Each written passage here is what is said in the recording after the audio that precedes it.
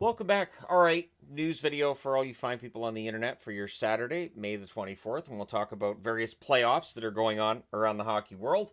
I'm wearing a Buffalo jersey, even though Buffalo's not on the board, because I intend to wear this to the meetup. I don't know if I'll wear this hat necessarily, but yeah, we're playing street hockey today. So, it's the first one we've had it's almost summer. Doesn't quite qualify as summer, I guess, because it's not technically summer, but it's supposed to get pretty warm out here today, so that'll be fun. And yeah, so it starts at 11:30 a.m. and we'll probably do a live stream during that. The tricky part with the live streams, of course, is sometimes the signal may not be that strong there, but should be fine. Should be fine. I just throw that out there. But anyways, let's go into what's going on around the hockey world today. A lot of discussion still from last night's game, of course. The league is not, Department of Player Safety and the NHL both agreeing on this, apparently, that the nurse slash from last night that caused so much controversy, they view it as a 2-minute penalty, so there's no fine, no suspension for Darnell Nurse.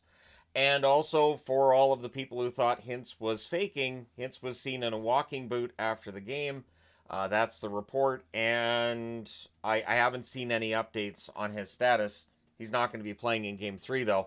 Yeah, and then DeBoer after the game called out the officials and basically said if that was McDavid, it would have been a 5-minute major.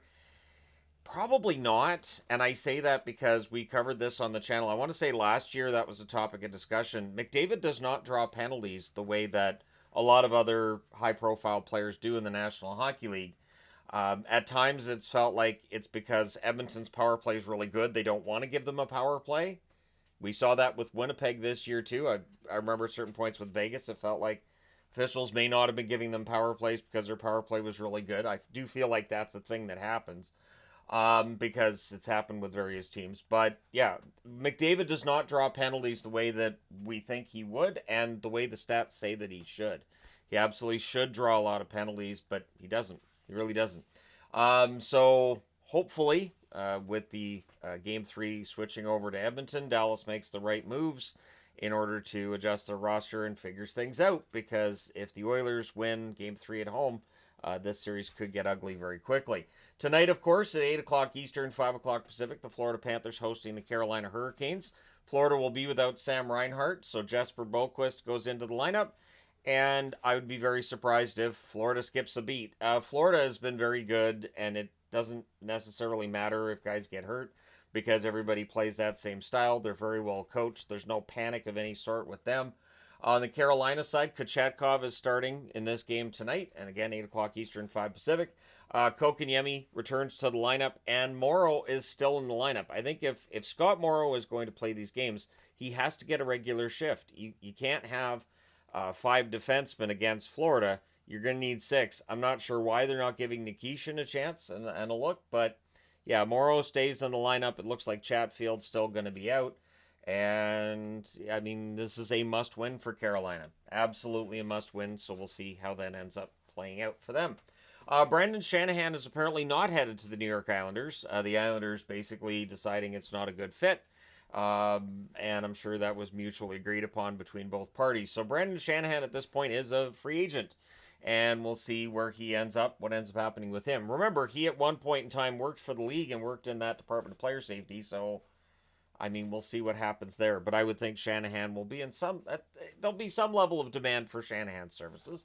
So, yeah, there you go. Now, World Tournament, World Championship talk here. One team in the gold medal game has decided the Americans have knocked out the Swedes 6-2. They're looking to win the Worlds for the first time since 1933, so almost a century. It's a good story. It's a shame it doesn't feel like it's getting much play at all on the American side of things. And they will play the winner of Switzerland against Denmark. That game is currently ongoing, so I'm not going to provide any spoilers.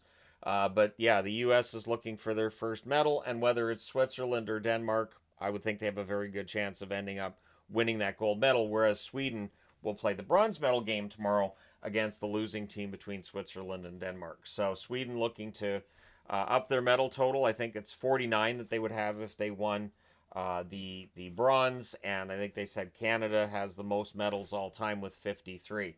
But the Americans are in that gold medal game. We'll see if that draws some interest south of the border. The NHL would be quite happy if there was even more interest as we get ready for the Olympics next year, of course. American Hockey League, none of the series finished last night. None. All three of them now are tied at 2 games apiece. They're all going to Game 5. Rochester beat Laval 5-2 to make that happen. Milwaukee won in overtime to keep their season alive against Texas by a score of 2-1. And Colorado beat Abbotsford 3-1. So these series are all going to Games 5. The Game 5s between Rochester, Laval, and Texas, Milwaukee, those go down tomorrow on Sunday. And then Game 5 between Abbotsford and Colorado will be played on Monday. So we will know who's playing who by Tuesday. And once again, I'm kind of rooting for Texas and Abbotsford here. But hey, it's been a fun run no matter what happens there. The Memorial Cup yesterday, Medicine Hat beat Rimouski 5-4. Today we get Moncton against London. So this tournament goes quickly. The round robin is kind of merciless. Like if you have one bad game, you may very well be out of the tournament. But it does make for some exciting hockey.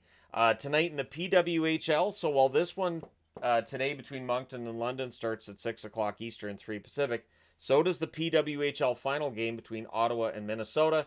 That series is tied at 1 game apiece. And so if Minnesota wins tonight, well, that leaves them with Game 4 at home and an opportunity to win their second championship in as many years at home. Ottawa needs the win. So is it a must-win? Yes, I will say it's a must-win for Ottawa. And we'll see how that turns out. But there you go. Let me know your thoughts in the comment section below. As always, hit like and subscribe in the event you may not have done so already. Thank you guys so much for all your support as always. And hopefully I'm not all bruised up by the time I get back from street hockey today. But should be fun. So looking forward to that. And I will talk to you again soon.